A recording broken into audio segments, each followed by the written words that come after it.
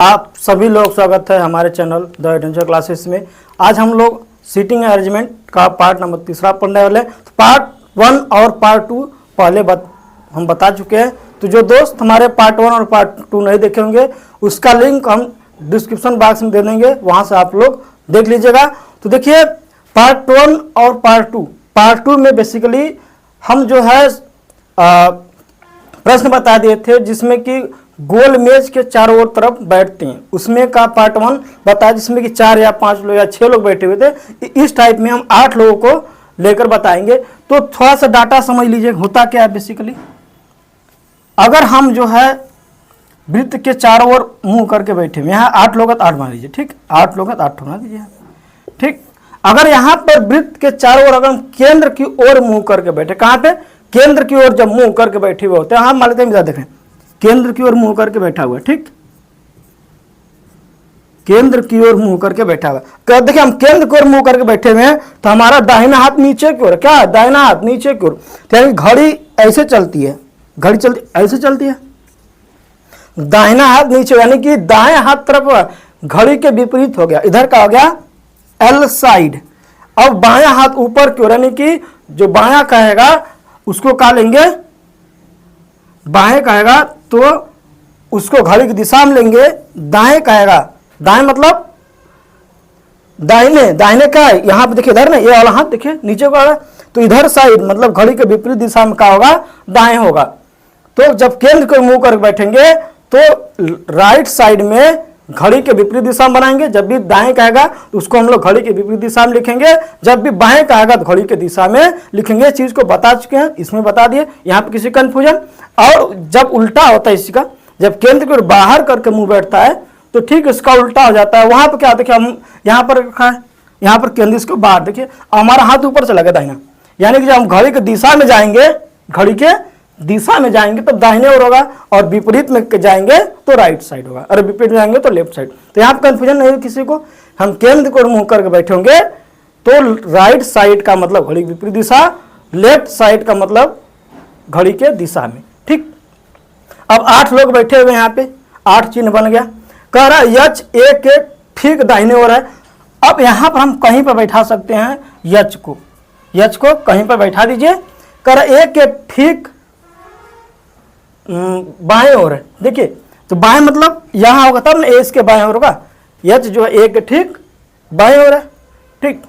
अब कह रहा है लेकिन डी या ई का पड़ोसी नहीं, यहां पर जो है इस वाले ऑप्शन में डी और ई नहीं होगा, ये वाले इस वाले सीट पर यच कर डी या ई का पड़ोसी नहीं है, यच इसके बाएं है लेकिन डी या ई का पड़ोसी, मतलब इस वाले सीट पे डी और ई का है, नहीं बैठ सकते हैं। फिर कह रहा यफ ई के ठीक दाईं ओर है। अब हमको यहाँ पर नहीं पता है कहाँ बैठाना है, तो अब छोड़ दीजिए, अभी यहाँ लिखिए यफ जो है बी के ठीक दाईं ओर है, बी पीछे होगा, देखिए दाईं ओर हो गया। अब लीनियर और समझिए, बना लीजिए, ठीक। कह रहा है सी ई और एफ के बीच में है, तो अब क्या सी इधर तो नहीं रखेगा ना, सी को यहाँ रखेंगे तो ई को यहाँ रखना पड़ेगा, सी और ई के बीच, यानी कि एफ के दाएं सी, ई के दाएं एफ, 4 बन गए आपके। अब 4 को कहीं दर्शा लेंगे, ठीक। अब देखिए कह रहा जी ई का पड़ोसी है, आगे कह रहा जी ई का पड़ोसी, यानी कि यहाँ भी क्या होगा, जी होगा, क्या होगा, जी होगा। अब हम लोग यहाँ से स्टार्ट करें, चाहे यहाँ से कहीं से भी स्टार्ट कर सकते हैं, चाहे यहाँ से स्टार्ट करें चाहे इधर से स्टार्ट करें। अब अगर हम वहाँ से स्टार्ट करते हैं तो यहाँ पर डी को नहीं रखेंगे, यहाँ पर डी को नहीं रखेंगे, न ई को रखेंगे। अगर हम यहाँ से स्टार्ट करते हैं, यहाँ पर स्टार्ट करते हैं, ठीक, यहाँ से स्टार्ट करते हैं, कहीं स्टार्ट करिए, हमको फ्री है तो हम यहाँ पर इसको ई को नहीं रखेंगे ना तो डी को रखेंगे। अगर हम यहाँ से स्टार्ट करते हैं, देखिए 1 2 3 4 5, 1 2 3 4, यहाँ स्टार्ट करते 1 2 3 4 5, ठीक, यानी कि फिर गड़बड़ हो जाएगा, क्या हो जाएगा, गड़बड़ हो जाएगी। एफ बी के ठीक दाईं ओर है, सी ई और एफ के बीच में है, लेकिन डी आई का पड़ोसी डी है, डी ना तो यहाँ आएगा ना तो यहाँ पर ई आएगा।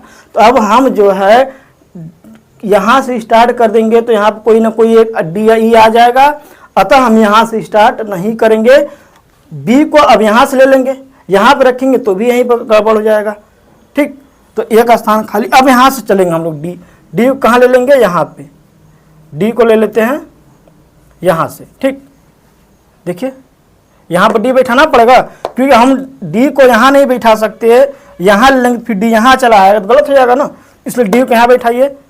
अब इसको बी को यहाँ, देखिए बी के दाहिने क्या है, एफ है, एफ के दाहिने क्या है, सी है, सी के बगल में ई है, अब ई के विपरीत में जी। अगर हम लोग यहाँ से लिखते बी को, अगर डी को यहाँ से लिखना शुरू करते तो ये वाला ई यहाँ चला आता, तो लेकिन यहाँ क्या कह रहा है कि इनके पास में नहीं आना चाहिए, इसलिए हम इनको यहाँ से स्टार्ट नहीं करेंगे, बल्कि यहीं से स्टार्ट करना पड़ेगा।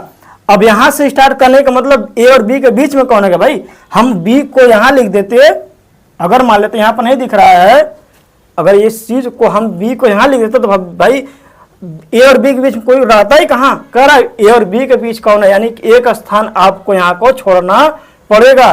जो लाइन बनी है उनके लिए एक छोड़ेंगे तब तो कोई बचेगा। अब हम लिखना शुरू कर दिए, तो अब ना तो ई आएगा यहाँ, ना तो यहाँ पर डी आएगा, ना तो ई और डी आएगा।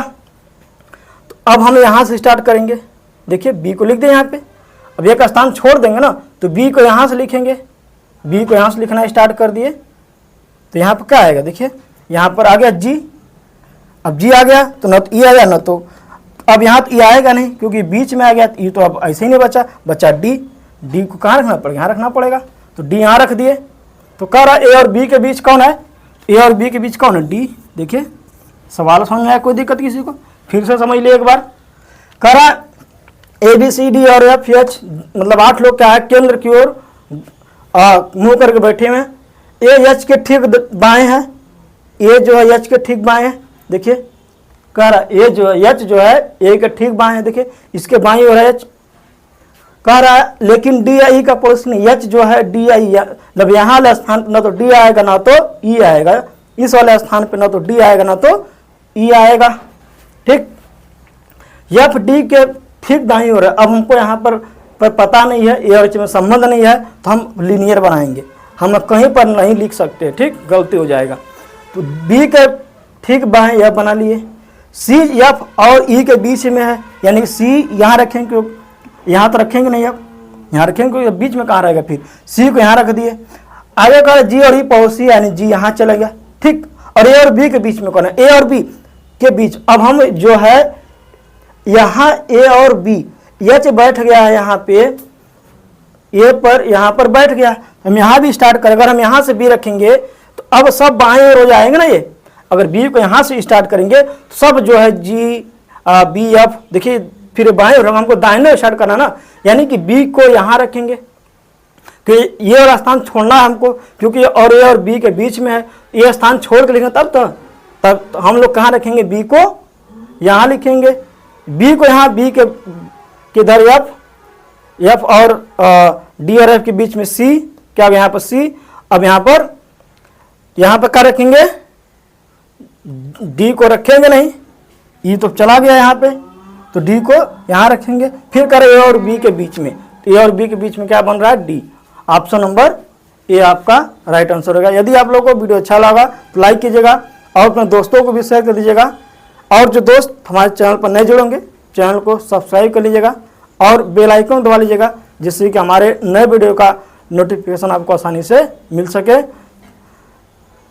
और जिस बच्चों को ऑफलाइन क्लास में ज्वाइन करना है, एसएससी जीडी यूपी कांस्टेबल या फिर किसी भी परीक्षा का तैयारी के लिए, तो सुबह 7:30 बजे ऑफलाइन बैच, सुबह 7:30 बजे से 11:30 बजे के बीच चल रहा है आपका। जीएस और हिंदी के लिए रविकांत सर हैं, और मैथ और रीजनिंग हम पढ़ा देंगे आप लोगों को।